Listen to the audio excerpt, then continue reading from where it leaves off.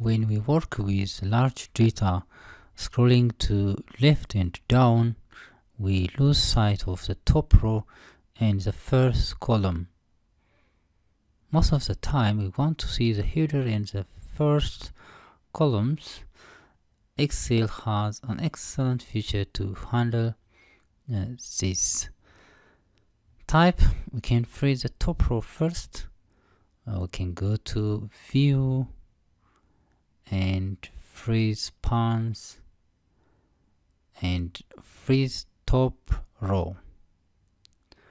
Now the top row is fixed while we scroll it to down.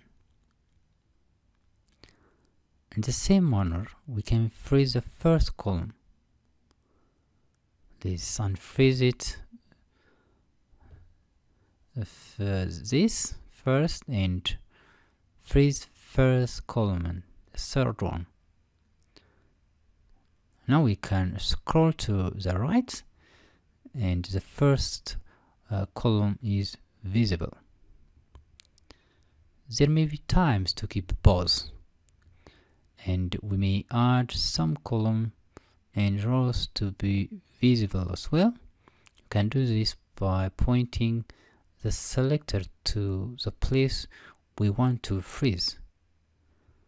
Now let's point here to D2. Keep the three column A, B, and C, and also the top row. Now let's go to freeze pans, and now first unfreeze and freeze pans. Now we can check the result. The three columns are fixed as we scroll it to the left, and the top row is also fixed as we need it.